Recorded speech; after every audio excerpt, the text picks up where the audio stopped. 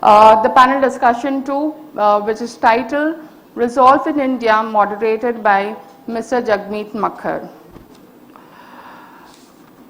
Mr. Makhar, FICS, has extensive experience in technical and commercial shipping for close to 40 years and has held senior management position in ship owning and operating companies. Presently, he is the IMEI chair based in IMU headquarters in Chennai and serves the maritime industry as an active arbitrator, shipping expert, and a passionate educator. He strongly believes in lifelong learning and seeks to gather pearls of wisdom from his lively interactions with his students, friends, and colleagues. He is Ambassador Asia at Baltic Expert Witness Association and is on the panel of a number of arbitration associations. I now invite Mr. Jagmeet Makhar to chair the panel 2 discussion.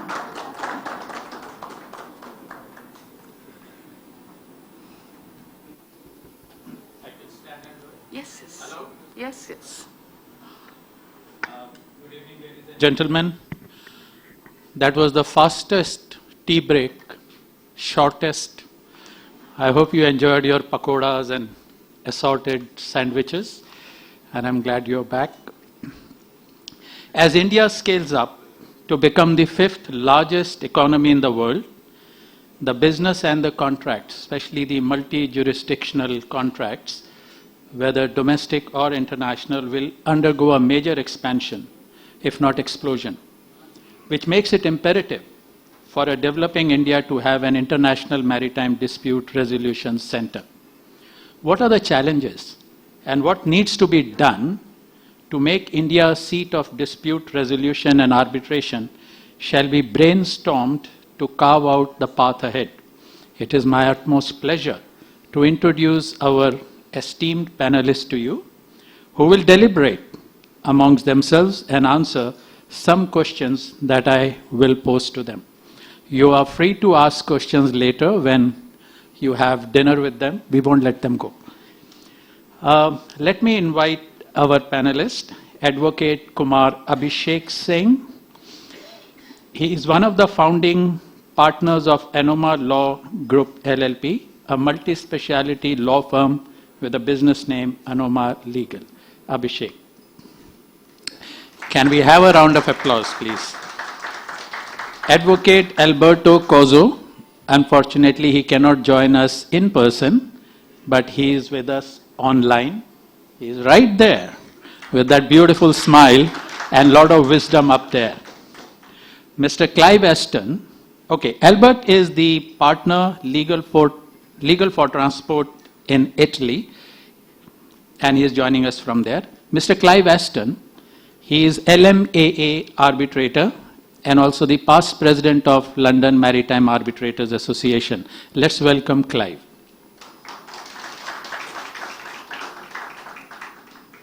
Ms. Vanna Agarwal, she is also joining us online. She is the chairperson of IFSCA, Committee on Ship Acquisition, Financing and Leasing. Ladies and gentlemen, last but not the least, Advocate Captain Pankaj Kapoor, whom you heard a short while ago, who did a fantastic job on the first panel as the moderator. Now you are going to be asked questions, my friend. All right. He is the senior partner of law firm India Law Offices and managing partner with law firm Quadrant Legal. Thank you, all the panelists, for joining us here. May I now, the format that I'm going to follow is going to be different from what Pankaj followed. I'm going to request each one of them to speak for 3 minutes, giving an overview of the specific topic, resolve in India, what do they think, which may include their ideas, comparison with international practices, and where exactly we need to go. So let's start with Kumar.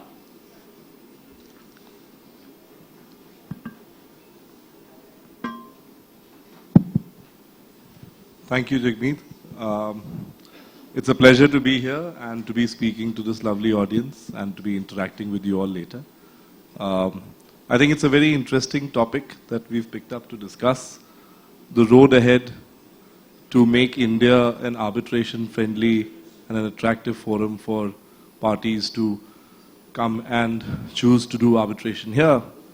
We will discuss a few challenges that we've had, which we've overcome, and also how to implement the current policies that we have in place and to shape up a more arbitration-friendly jurisdiction that we wish to become, which we already are, from where I can see. I think we will also focus on the comparative analysis of whether parties want to do an ad hoc arbitration or as against institutional arbitration.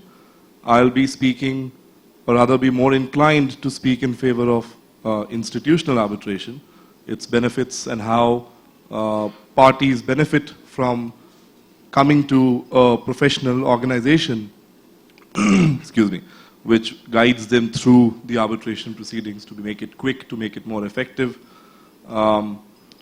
Also, I think we are looking at times when we are moving towards having more professionals, that is, legal practitioners and industry people, to play their roles as arbitrators instead of the old way, which obviously has its own advantages. Like, there are parties who prefer nominating judges as arbitrators.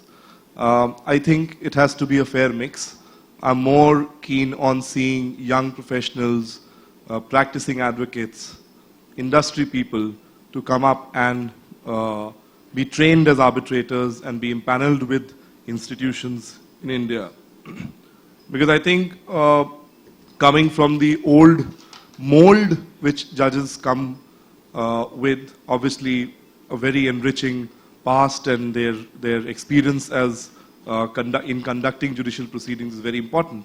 But I think for an arbitration regime and a favorable forum, that mold needs to be more flexible. So we will perhaps be speaking for a few minutes on how to engage and invite more professionals, lawyers, and industry people to come and join as arbitrators. And then, of course, the recent developments in terms of statutory enactments and amendments that have paved way for making India as a more arbitration-friendly jurisdiction. So I think these are the topics that I look forward to speaking on and engaging with you all. Thank you, Abhishek. I mean, that's fantastic. When we were working on the Maritime India Vision 2030, as Mr. Sanjay Bhatia also mentioned, there were some of these areas that we really delved into, and let's see, we move on them. We have got the things written in the Maritime India Vision, but to make the dream a reality, I think we have to put our brains together more on the execution now. The other part has been done. Alberto, can we have your 3 minutes? Thank you, Abhishek, for those 3 minutes. That was very good. Thank you. Alberto. Thank you. Your Excellencies, dear moderator, dear colleagues and participants, it's a great honor for me to stand here today, even if online, as I'm conscious that we have a great opportunity to exchange views on the rule of maritime law in the world of today, faced with serious challenges, with voices in favor of protectionism and isolationism. But as jurists, I don't forget the Dutch jurist Grotius that in the 17th centuries said that every nation is free to travel to every other nation and to trade with it. And moreover, we have the opportunity to enforce network of the members of the maritime clusters, which is essential to promote socio-economic development. And as maritime operators, we know that transport infrastructures and the related maritime transport services are not only indispensable system for ensuring connectivity for people and goods, they have also represented a key to changes in political relations between nations, peaceful relation between nations. So, thinking of our work, which must be expeditious and cost-effective, the jurisprudence and the cross-fertilization between institutions contribute to the development of maritime law and testify the capacity of legal system to adapt to ever-changing times as a balance between law and economics. So, thinking of economics, it's interesting to quote the International Tribunal for the Law of the Sea.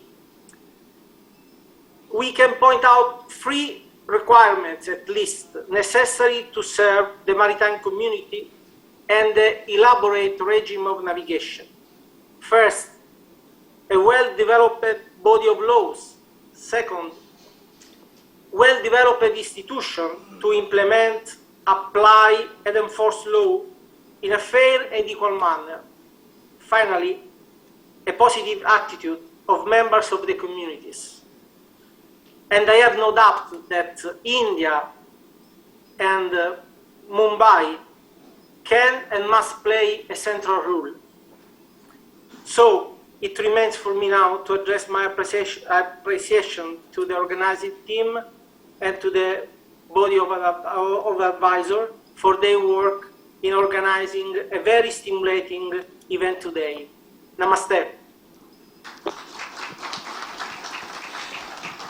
Namaste, Alberto. We were looking forward to seeing you here with us. You should have listened to your wife who wanted to come to Mumbai. But we understand the reason why you couldn't come.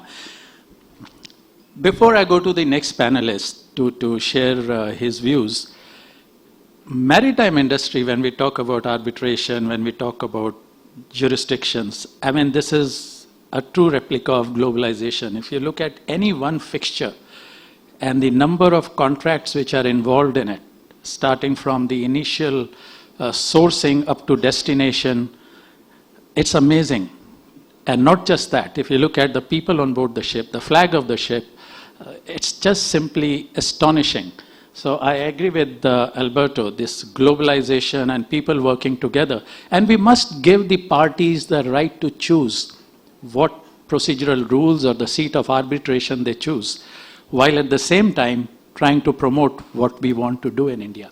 So the next speaker is Mr. Clive Aston. He's the LMAA arbitrator and past president. Clive. Thank you, Jagmeet. And let me echo Alberto's thanks for inviting me to join you today. I'm afraid only online. I'll keep my comments very brief. Arbitration or dispute resolution is very important. It's often forgotten when negotiations take place. It's often an afterthought. The expectation is that there won't be a dispute in the contract and that it will go well. But arbitration can be important because if things do go wrong, and they do go wrong, there can be a great amount at stake, not only financially, but in terms of reputation and in terms also of commercial relationships. So it's important that we discuss means of dispute resolution. And I think it's important as well in the Indian market that we do so. India has been a participant in international arbitration. Sometimes I have to say maybe a reluctant participant. And it's clearly looking to develop now its own arbitral practice and centres. That I think is to be encouraged. But also I think today we must keep in mind the difference between contracts that are domestic contracts between two Indian companies, and international contracts. And we should look and see what really is going to suit Indian companies best in that context. And so I look forward to discussing various issues that we have laid out for today, and also to getting as much feedback as possible from those who are attending in person. Thank you, Jagmeet. Thank you, Clive. Thank you so much. Next, may I request Ms. Vandana Agarwal? She's also online. A lot of good work is being done in Gujarat. As you heard, Mr. Sanjay Bhatia also mention about GMU, GMAC, and the IFSC. I would request Vandana to first, for a minute or so, talk about what she is doing. That's something absolutely amazing. And then take it forward to, in terms of, the moment you do business, dispute is unavoidable, though we don't want it. It's like doctors, oh, my friend, I wish you'd never fall sick, but just in case I'm there. The same thing we guys do, the arbitrators. We don't want you to have disputes, but just in case we are there. So with that growth which is happening in Gujarat, I think the possibility of disputes would also be there. So what are your views, ma'am? Thank you so much, Jagmeet, and thank you for the organizers and my co-panelists. And also a thank you to all those in the audience who are passionate about maritime and shipping activities worldwide and from India. I do get a sense of deja vu when I'm in this panel because as the chairperson of the Committee on Ship Acquisition, Financing and Leasing, one of the important activities that we looked at, obviously, was dispute resolution. And today, I'm, in a sense, looking at it from the other side, from the flip side, which is what should be the dispute resolution, which promotes more shipping and maritime activities from India and is in perhaps conformance with the trends which are global. In a sense, an integration of India with international dispute resolution. Although when I heard Clive, I heard him to say perhaps that we need to keep in mind that there will be a domestic arbitration, which is perhaps between contracting parties, which are all located in India, and perhaps the businesses within the confines of India, the performance of the activities, etc., versus international, what we may call international arbitration. And, these were certainly some of the questions that we were looking at, because what is international arbitration? So, for instance, in the absence of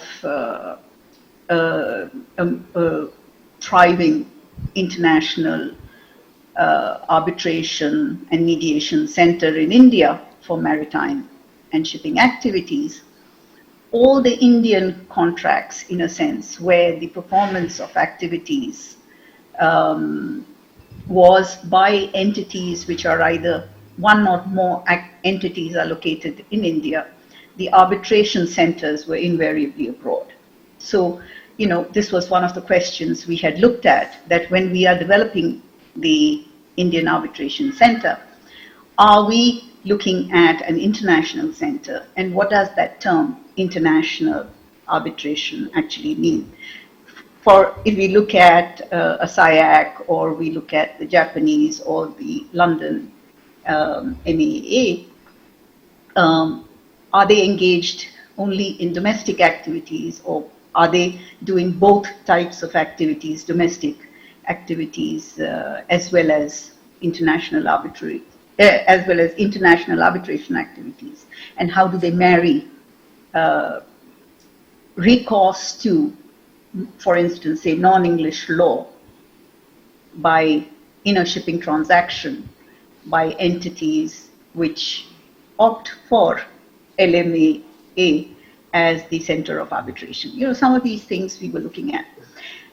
A few things that were a given, in a sense, when we were examining the matter, was that for sure international trade and business is growing, and maritime arbitration is well known to Indian entities, and it is equally well known to international entities.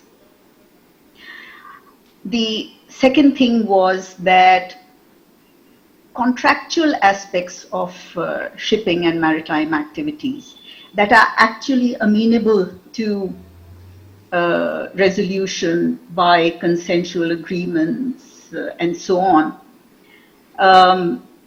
whether these cover ship finance, construction, sale and acquisition, ship deployment, ship carriage of commodities by sea, ship insurance, cargo transportation, any other type of contractual relationships, which could be even salvage, for instance. Did we want our international center to have a certain focus initially with objectives that are medium term and longer term to be introduced in due course as the business picks up? This was one thought. I mean, do we go full hog or do we take it in a phased manner, the growth? The third point was that although India had seen virtually an exodus of ship owners, leading ship owners and operators to the international maritime centers, what attracted them perhaps was that, from India that is, what attracted them to those centers was perhaps that there was an integrated and holistic shipping platform that was covering virtually all services. So that also led us, and what were these of? These were of maritime finance, these were technology, insurance, arbitration and resolution, obviously, shipbroking, crew training, etc., etc. So should we then look at a center which is a holistic platform, an integrated and holistic platform? And should the integration, because IFSC is a financial and insurance services body, if you like, it's conceptualized for that, should it be allowed to cover arbitration in other matters as well? So these were some of the key questions, although the existential case was established very well. And finally, of course, there are many other things we looked at, but let me not exceed by 3 minutes, is how should a new entity, although we have 35 arbitration centers in India, or 36, I forget the exact number, but there is none which specialize in maritime activities. So we were trying to also see whether it should be a specialized one, or it should have a broader ambit covering, going beyond the maritime. So, and how we should be able to compete with the existing maritime hubs and then enter the market. Because I borrow a word from Alberto, that the protectionism is a little bit on the upside at the present moment, and would we face barriers to entry, barriers of perception, barriers of trust, barriers of enforcement, or lack of suitable jurisprudence, etc., etc. I'll come to more issues in due course, but thank you, ma'am. I'm very passionate about I know, I can having see that. this come up in India. Thank you. Thank you, ma'am. Thank you so much. Pankaj. Thank you. Thank you, Jagmeet, and once again, good evening, ladies and gentlemen. Jagmeet, you did mention that I had a different start to the panel discussion. Well, we also planned that we will have an introductory remark from all the panel members, but the moment I came on the stage, I saw Captain Kamal with that bell in his hand, So that was the Damocles sword always hanging on my head. And as regards the discussion, resolve in India, yes, 100%. I am all for resolving in India. Why not? We as a nation are importing close to $140 billion of oil. These three PSUs and the private entities, we import $140 billion of oil. So why not, as a a dominant partner in a contract, why should we not have resolution done in India? I'm very much for it. And I'm going to speak on that in a very strong way. I advocate that. And not only that, and as an advisor to some oil firms, I request that they should have this in their contracts. Now, as one of a very eminent jurist, late Nani Palkiwala said that, I mean, he compared the Indian courts with the commercial arbitration. And he said that Indian courts are very stately, very solemn, whereas, well, he compared it to a 1907 Rolls-Royce model. And he said that commercial arbitration is like a Honda City. Well, in those days, Honda City was supposed to be a very good car. And he says, while both of them can take you to a destination, Honda City will be much faster and it will be more economical. But then resolve in India, like what is the topic of discussion today, there have been a number of judgments, not one, number of judgments by the Supreme Court, by the High Court, and a proactive approach of our own Parliament, which has amended the Arbitration Act, which clearly indicates that India is not only willing but ready in all respects to resolve all disputes in India. And I'm not saying it very lightly. There are a couple of judgments to back it up. One of them which comes immediately to my mind is, I think, PSL Energy versus GE Energy, something like that. And since this conference is a maritime law-centric conference, I would be failing if I do not talk about maritime arbitration. Now, after coming in of the Indian Arbitration Act in 2017, which we call it not arbitration, Indian Admiralty Act 2017, there was a belief that it is difficult to arrest ships in India. Now, that belief also has been removed by a number of judgments by a High Court, where they have, like in legal terms, we call when two different acts apply to the same matter, then the judges go in for something called as a harmonious interpretation. So there have been cases where the judges have harmoniously interpreted admiralty law as well as company law, or admiralty law and the arbitration law. And they have been in line with the Singapore Section 6 and 7 of Singapore International Arbitration Act, or Section 26 of Hong Kong Act. Even our courts have given judgments where they have said that we can arrest a ship in case there is an arbitration going on. We can have an in rem arrest of a ship under the Admiralty Act and keep that as a security for a possible arbitration award in your favor. Now, this is a landmark judgment. Not once, but a couple of times the Indian High Courts have given that decision. So yes, I am going to advocate for it, and I am going to speak for resolve in India. Thank you. Yep, there is absolutely no doubt. That's why we are having this panel discussion. Resolve in India, there is no doubt everybody wants that. The issue is, how do we go about it? So, who is going to use this dispute resolution? It's the industry. So let me ask Clive. Clive, how do you see the industry expectations from, the dispute resolution system from the Hong Kong, Singapore, London, rather ex-India perspective? Okay. Well, let me start first by saying you might, whilst I'm speaking, hear some background noise, as we've just heard that our Prime Minister has resigned after 45 days in office. So there might be some background celebrations that you hear. Let me say again that when I'm speaking about arbitration, I am primarily talking about international arbitration. Because certainly from the perspective of London and I think Singapore and Hong Kong, most of the disputes that we are dealing with and that we see are international disputes between parties of usually different residents. The experience I think that we have in London is that the primary concern of users is that any dispute be resolved in accordance with a system of law that is well established, fair, and predictable.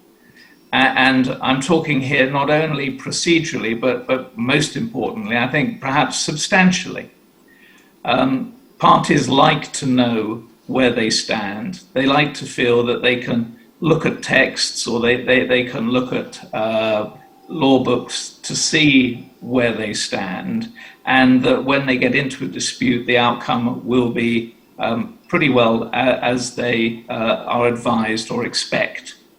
And this, I think, explains why one often sees that the seat of the arbitration may not be in London, the seat may be in Singapore or in Hong Kong, but the substantive law is English law. Because I think, as matters stand, people see English law as well established and as satisfying the requirement of predictability.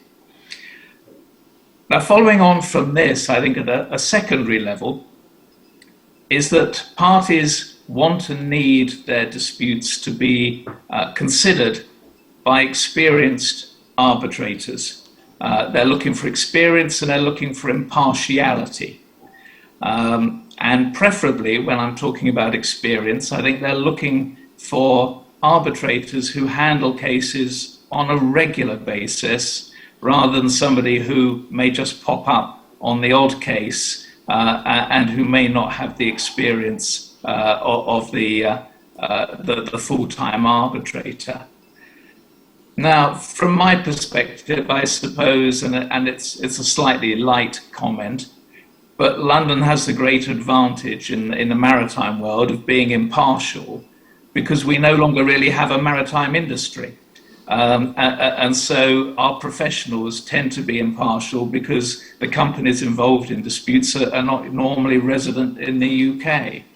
And something that Captain Kapoor said about Indian companies may be the dominant party economically in a contract, well, that may not necessarily, that's something I think to think about, because the concern with that would be, well, does that mean that the venue of arbitration is going to be determined by the dominant party? And if it is, does it mean that the outcome is going to be influenced by the dominant party? And it's something that anyone would have to be very careful about to make sure that a dispute centre didn't gain that reputation.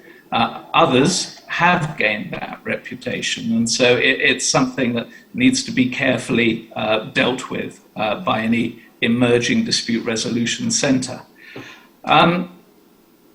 What else is the industry looking for? It's looking for workable procedures and terms. Now, I'm an advocate of ad hoc arbitration. The important thing, though, is that there are terms that lay out the procedure that's going to be followed, that can be readily understood and abided by. It isn't purely a question of law, it's also a question of the procedural terms of the organisation that rules may be used in any dispute. It's also necessary, I think, for users that any system that they have be relatively swift and relatively cost-effective. Swiftness is something that some venues have a better reputation than others. It's certainly one that I think London, Singapore, and Hong Kong are all very conscious of. And so obviously any new emerging dispute resolution centre would have to prove that it can be both cost-effective and speedy. Now, I would say that that is something that has been enhanced by technology. An earlier session today was talking about technology. Technology has boosted arbitration enormously. And I would say that it's given a great advantage to the traditional arbitration centres, because previously the concern was, if I have a dispute in London or Hong Kong, do I have to instruct lawyers there? Do I have to go there? Do all my witnesses have to go there? And that's incredibly expensive. Well, now you have virtual hearings, you have hybrid hearings, you have local lawyers who are very experienced in handling arbitrations in London, Singapore, or Hong Kong. And they no longer have to fly their witnesses halfway around the world to be at the hearing. The hearing can take place online. It's almost as though the arbitrators could be sitting in the room next door to where the parties are, whether those parties be in China, India, Dubai, wherever. And that, I think, has had a great impact in making the arbitration world smaller than it was previously, and perhaps has worked in favour of the more established arbitral centres. We talked earlier, and I think that as Agrawal spoke about the need for a maritime cluster.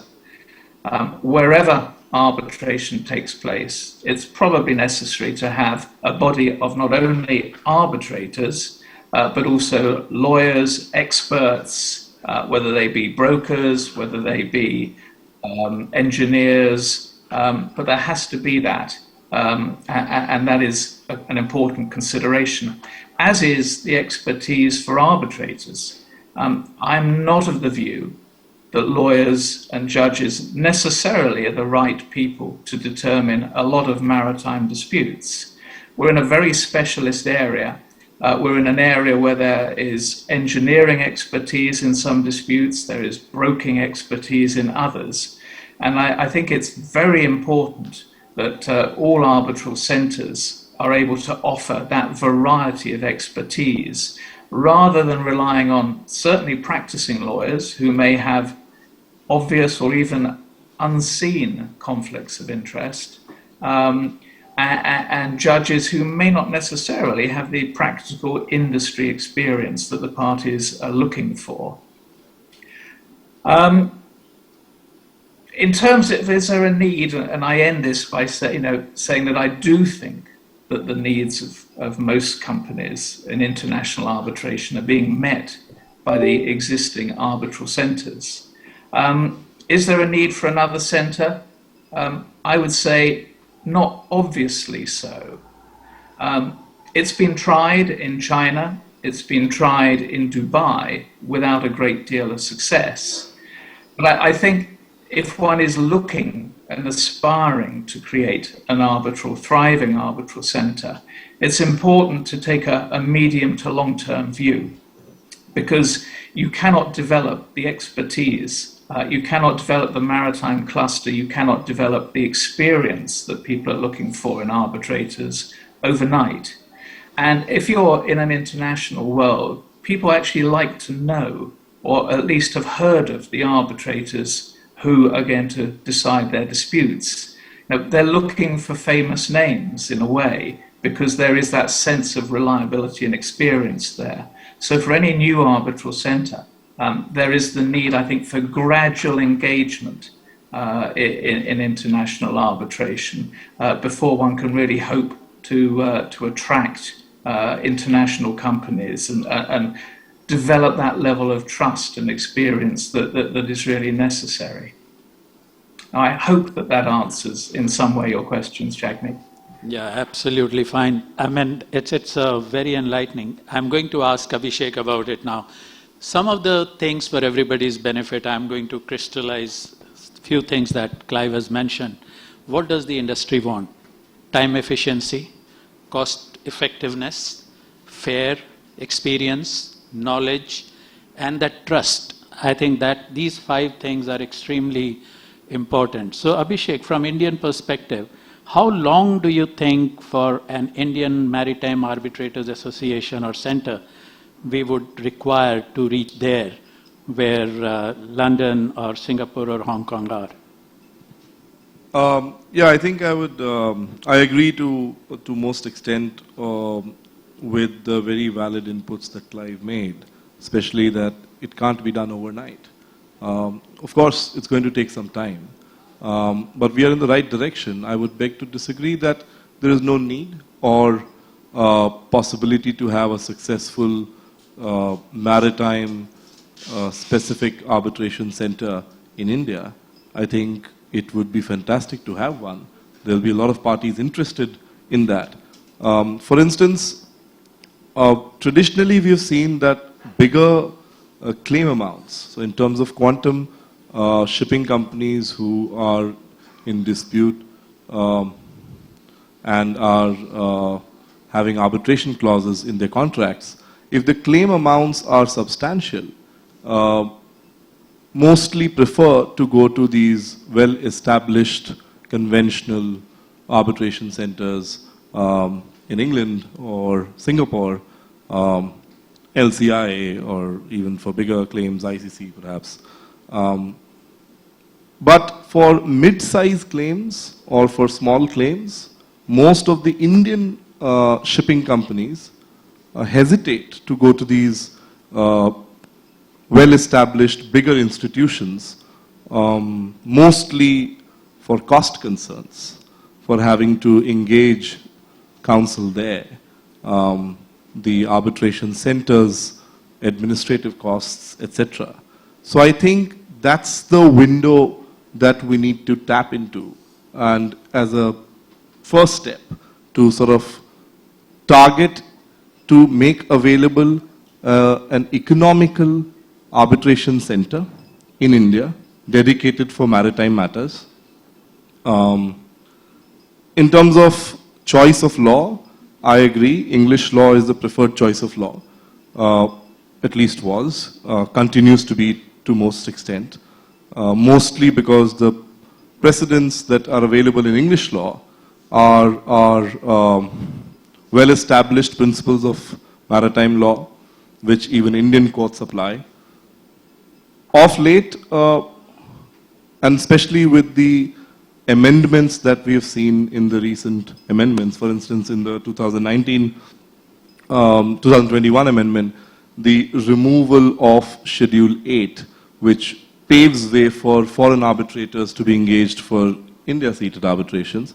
So you can have English law as a choice of law for arbitrations seated in India, where you have a fair mix of arbitrators, both foreign arbitrators as well as domestic arbitrators. So in terms of expectations, what people expect, what parties expect, what, in my opinion, most importantly, time and cost. And time eventually turns into cost. So most of our clients are, especially foreign parties who would have originally or till recent times wanted to stay away from an arbitration seated in India, is that pre-arbitration matters which go to court may take forever. For instance, an appointment of arbitrator, sometimes a simple application which can be disposed of in 2 hearings, takes months. So these were the issues which kept foreign parties to come and participate or be willing to incorporate an India seated arbitration or an institutional arbitration in India. But I think that is changing with the help of course, newer setups like the Mumbai center that we have now, which is excellent and is thriving. One of the reasons that it's doing so well is also because it has a scrutiny committee, so which is trying to bring in line with the international regime. So it starts with ICC having had one. So any awards which are passed or as in the draft stage is sent to a scrutiny committee. I think the Mumbai Center does that and does it very well, because sometimes, let's say in the conclusion of an award, there is an issue which is decided, but in the discussion, in the body of the award, that may not have been discussed at length.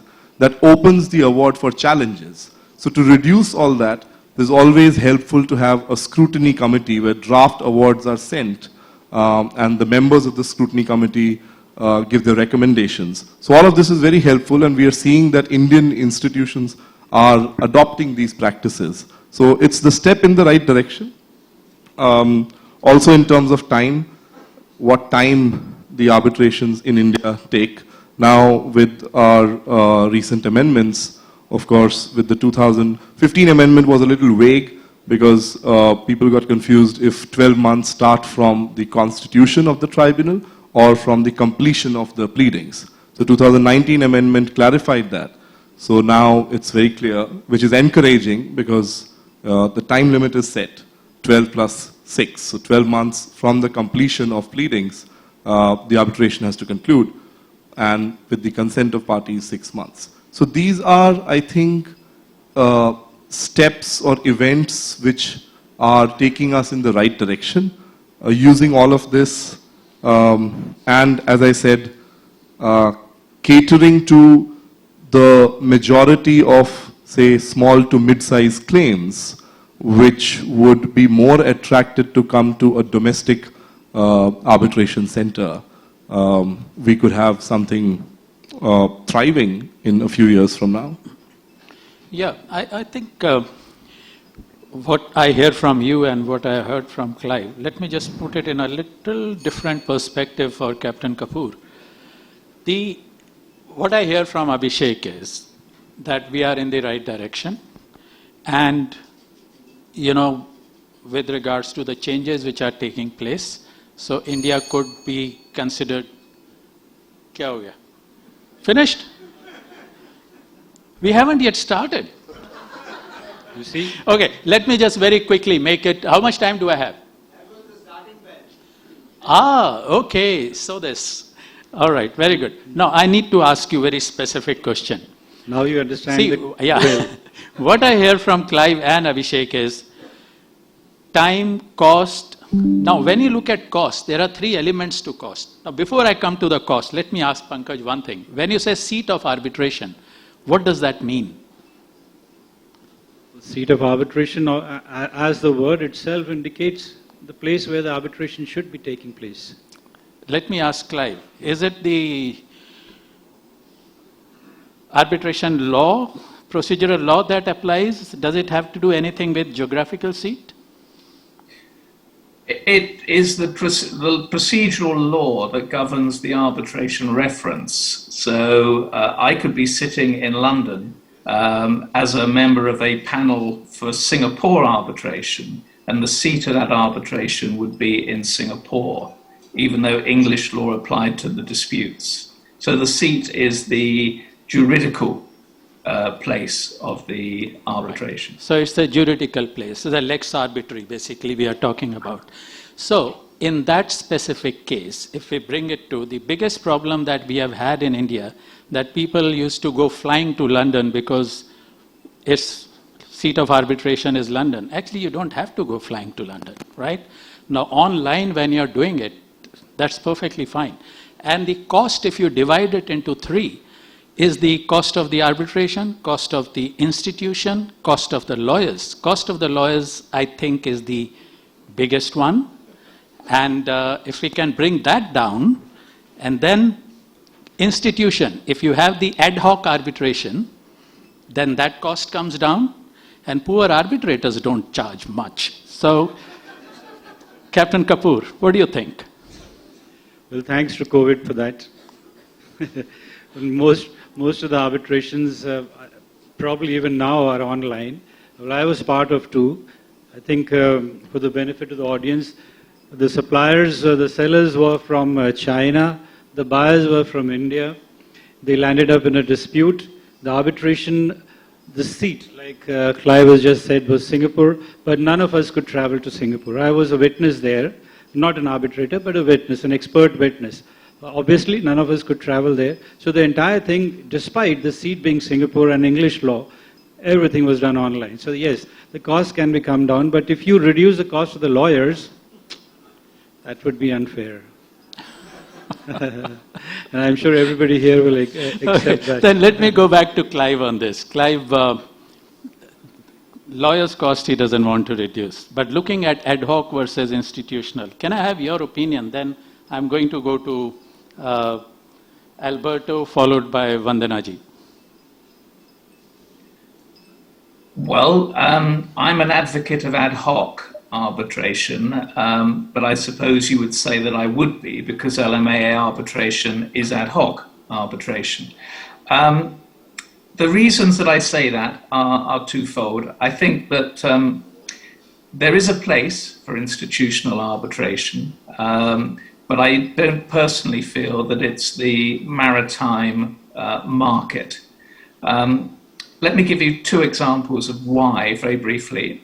The appointment of an arbitrator. In ad hoc arbitration, one can commence arbitration simply by sending an email giving details of one's appointed arbitrator, and the arbitration can be up and running within a couple of weeks once the other party appoint their arbitrator.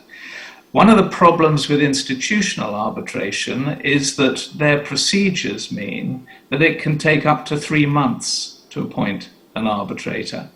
And then the institution may not necessarily appoint somebody who is suitable for the type of dispute that is being referred to arbitration. So I think that ad hoc has an advantage there. The other obvious thing is cost. Institutions have to charge for the work that they do. In my experience, the cost of an institution adds between 30 and 50% to the cost of an arbitration for doing what I would regard as very little, coming from a background where the arbitrators themselves administer the cases rather than third parties doing it. So those, very briefly, would be my comments.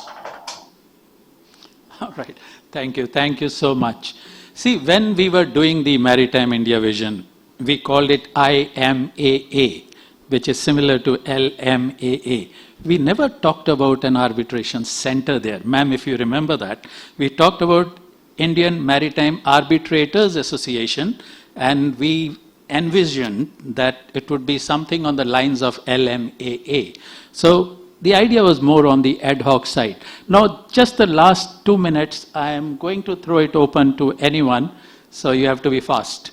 Okay, the question about appointing lawyers, senior lawyers, and the judges, and going against what Peter Hurst talked about, the disputes of the tradesmen should be resolved by the tradesmen. He was a Clyde & Co. and also the CIAB's, I think those days, big guy there.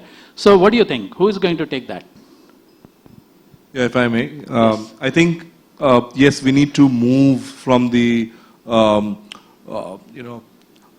original preference of only going for retired judges. As I said, in an arbitration setup, you're mold, because with judges, as much as I said, they carry with them the advantage of in-depth knowledge of law, etc. But the mold in terms of procedure, for instance, they are trained to have strict application of the procedural law. When it comes to arbitration, this has to be flexible. So that mold is hard to be broken, and I think which is why we need to start moving towards engaging with more maritime professionals, not just lawyers, industry people as well. With lawyers, I think being a practitioner, and my appeal to my fellow practitioners is that we need to give equal importance to arbitrations. Clients would ask, or arbitrators sometimes, that when do you want the hearing to happen? And most lawyers say, let's do it on a Saturday or a Sunday, because Monday to Friday they are stuck in courts.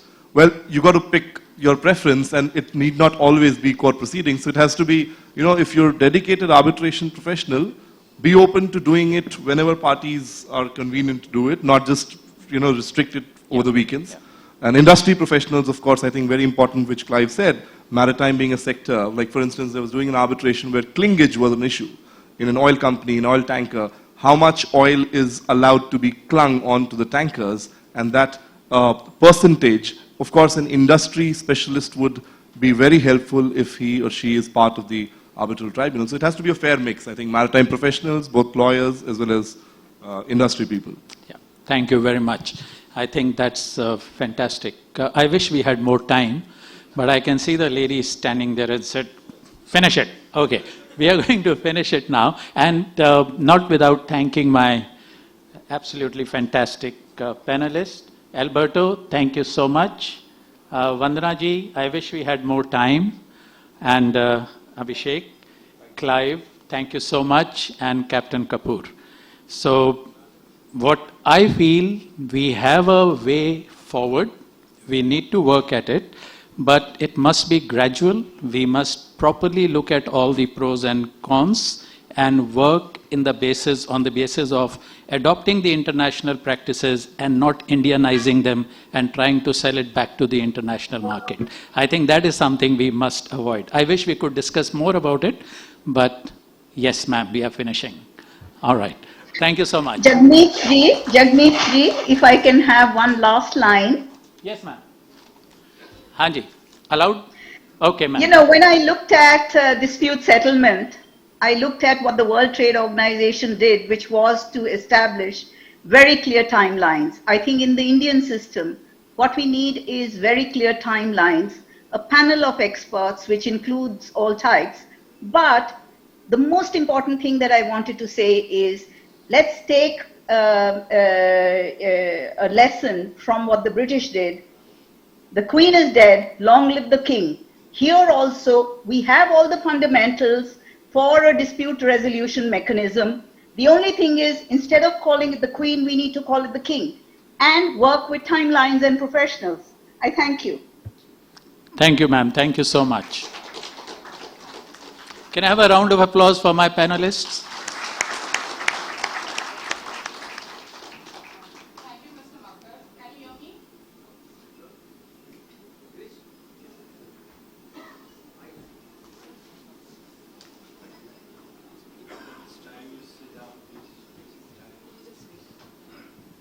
Hello.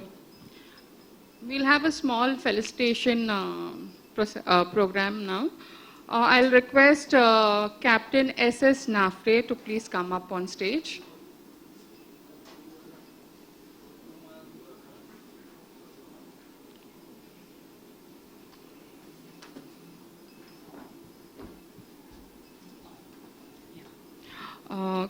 Captain Pankaj Kapoor. So, okay, sorry, my bad. Mr. Jagmeet Makkar.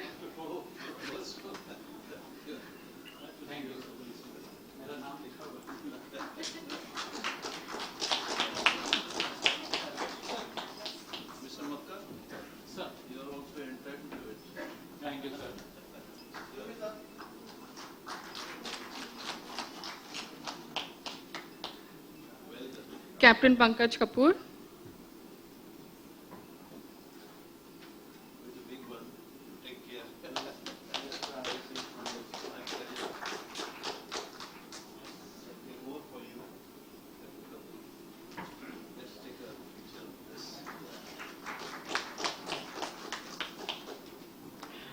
Advocate Kumar Abhishek Singh.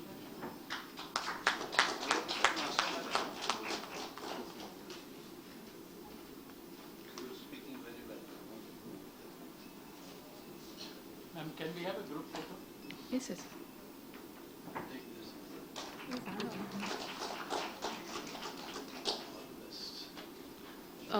Captain Nafre, please stand up for the group photo.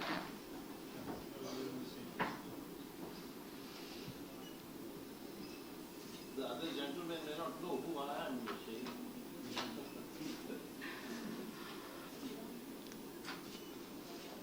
Thank you.